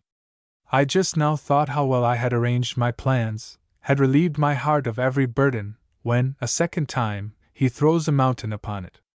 Stop, friend Conscience, why do you take his part? For 20 years thus you have used me, and been my torture. Ah! Anhalt, I am glad you are come. My conscience and myself are at variance. Mr. Anhalt. Your conscience is in the right. Baron. You don't know yet what the quarrel is. Mr. Anhalt. Conscience is always right, because it never speaks unless it is so. Baron. I, a man of your order, can more easily attend to its whispers than an old warrior. The sound of cannon has made him hard of hearing. I have found my son again, Mr. Anhalt, a fine, brave young man. I mean to make him my heir. Am I in the right? Mr. Anhalt. Perfectly. Baron. And his mother shall live in happiness. My estate, Weldendorf, shall be hers. I'll give it to her, and she shall make it her residence. Don't I do right? Mr. Anhalt. No. Baron. Surprised. No? And what else should I do? Mr. Anhalt. Forcibly. Marry her. Baron. Starting. I marry her. Mr. Anhalt. Baron Wildenheim is a man who will not act inconsistently. As this is my opinion, I expect your reasons if you do not. Baron. Would you have me marry a beggar? Mr. Anhalt. After a pause. Is that your only objection? Baron. Confused. I have more, many more. Mr. Anhalt. May I beg to know them likewise? Baron. My birth. Mr. Anhalt. Go on. Baron. My relations would despise me. Mr. Anhalt. Go on. Baron. In anger, death. Are not these reasons enough? I know no other. Mr. Anhalt. Now then, it is my turn to state mine for the advice I have given you. But first I must presume to ask a few questions. Did Agatha, through artful insinuation, gain your affection? Or did she give you cause to suppose her inconstant? Baron. Neither, but for me, she was always virtuous and good. Mr. Anhalt. Did it cost you trouble and earnest entreaty to make her otherwise? Baron. Angrily. Yes. Mr. Anhalt. You pledged your honor? Baron. Confused. Yes. Mr. Anhalt. Called God to witness? Baron. More confused. Yes. Mr. Anhalt.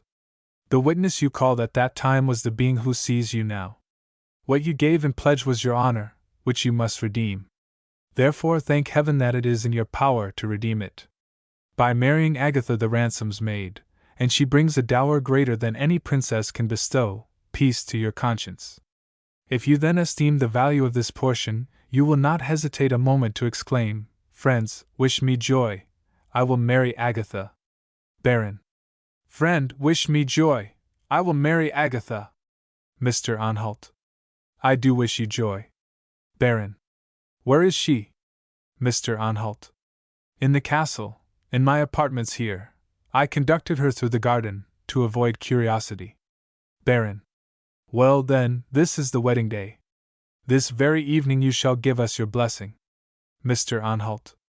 Not so soon, not so private. The whole village was witness of Agatha's shame. The whole village must be witness of Agatha's re-established honor. Do you consent to this? Baron. I do. Mr. Anhalt. Now the quarrel is decided. Now is your conscience quiet? Baron. As quiet as an infant's. I only wish the first interview was over. Mr. Anhalt. Compose yourself. Agatha's heart is to be your judge.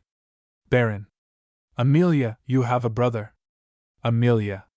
I have just heard so, my lord, and rejoice to find the news confirmed by you. Baron. I know, my dear Amelia, I can repay you for the loss of Count Castle, but what return can I make to you for the loss of half your fortune?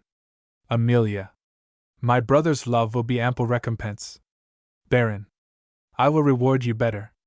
Mr. Anhalt, the battle I have just fought I owe to myself, the victory I gained, I owe to you. A man of your principles, at once a teacher and an example of virtue, exalts his rank in life to a level with the noblest family, and I shall be proud to receive you as my son. Mr. Anhalt. Falling on his knees and taking the Baron's hand. My lord, you overwhelm me with confusion, as well as with joy. Baron. My obligations to you are infinite. Amelia shall pay the debt. Gives her to him. Amelia. Oh, my dear father! Embracing the Baron, what blessings have you bestowed on me in one day? To Anhalt. I will be your scholar still, and use more diligence than ever to please my master. Mr. Anhalt. His present happiness admits of no addition. Baron. Nor does mine, and yet there is another task to perform that will require more fortitude, more courage, than this has done. A trial that bursts into tears, I cannot prevent them. Let me, a few minutes will bring me to myself. Where is Agatha? Mr. Anhalt. I will go and fetch her. Exit Anhalt at an upper entrance. Baron. Stop. Let me first recover a little. Walks up and down, sighing bitterly, looks at the door through which Anhalt left the room. That door she will come from, that was once the dressing room of my mother. From that door I have seen her come many times, have been delighted with her lovely smiles. How shall I now behold her altered looks? Frederick must be my mediator. Where is he? Where is my son? Now I am ready. My heart is prepared to receive her. Haste! Haste! Bring her in. Baron. Agatha, Agatha, do you know this voice? Agatha. Wildenheim. Baron. Can you forgive me? Agatha. I forgive you. Embracing him. Frederick. As he enters. I hear the voice of my mother. Ha! Mother! Father! Epilogue. Written by Thomas Palmer, Esq. of the Temple. Spoken by Mr. Munden. Our drama now ended. I'll take up your time just a moment or two in defense of my rhyme. Though I hope that among you are some who admired what I've hitherto said, dare I hope none are teared. But whether ye have, or have not heard enough, or whether nice critics will think it all stuff, to myself rhyme has ever appeared, I must own, in its nature a sort of philosopher's stone. And if chemists would use it, they'd not make a pother, and puzzle their brains to find out any other. Indeed, 'tis most strange and surprising to me that all folks in rhyming their interest can't see, for I'm sure if its use were quite common with men, the world would roll on just as pleasant again. 'Tis said that while Orpheus was striking his lyre, trees and brutes danked along to the sound of the wire, that Amphion to walls soon converted the glebes, and they rose, as he sung, to a city called Thebes.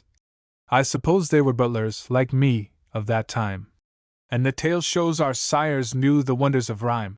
From time immemorial, your lovers, we find, when their mistresses' hearts have been proud and unkind, have resorted to rhyme, and indeed it appears that a rhyme would do more than a bucket of tears. Of love, from experience, I speak, odds my life. I shall never forget how I courted my wife. She had offers in plenty, but always stood neuter, till I, with my pen, started forth as a suitor. Yet I made no mean present of ribband or bonnet. My present was caught from the stars. 'Twas a sonnet. And now you know this, sure 'tis needless to say, that prose was neglected, and rhyme won the day. But its potent effects you as well may discover in the husband and wife, as in mistress and lover. There are some of ye here, who, like me, I conjecture, have been lulled into sleep by a good curtain lecture. But that's a mere trifle, you'll ne'er come to blows, if you'll only avoid that dull enemy, prose. Adopt, then, my plan, and the very next time that in words you fall out, let them fall into rhyme. Thus your sharpest disputes will conclude very soon, and from jangling to jingling you'll chime into tune. If my wife were to call me a drunken old sot, I should merely just ask her what butler is not, and bid her take care that she don't go to pot. So our squabbles continue a very short season. If she yields to my rhyme, I allow she has reason. Independent of this, I conceive rhyme has weight in the higher employments of church and of state, and would in my mind such advantages draw. 'Tis a pity that rhyme is not sanctioned by law, for 'twould really be serving us all to impose a capital fine on a man who spoke prose. Mark the pleader who clacks, in his client's behalf, his technical stuff for 3 hours and a half, or the fellow who tells you a long stupid story, and over the same lays before ye, or the member who raves till the whole house are dosing. What do ye say of such men? Why, you say they are prosing. So, of course, then, if prose is so tedious a crime, it of consequence follows, there's virtue in rhyme. The best piece of prose that I've heard a long while is what gallant Nelson has sent from the Isle. And had he but told us the story in rhyme, what a thing 'twould be! But perhaps he'd no time. So I'll do it myself. Oh, 'tis glorious news! 9 sail of the line! Just a ship for each muse. As I live, there's an end of the French and their navy. Sir John Warren has sent the Brest fleet to Old Davy. 'Tis in the Gazette, and that, every one knows, is sure to be truth, though 'tis written in prose.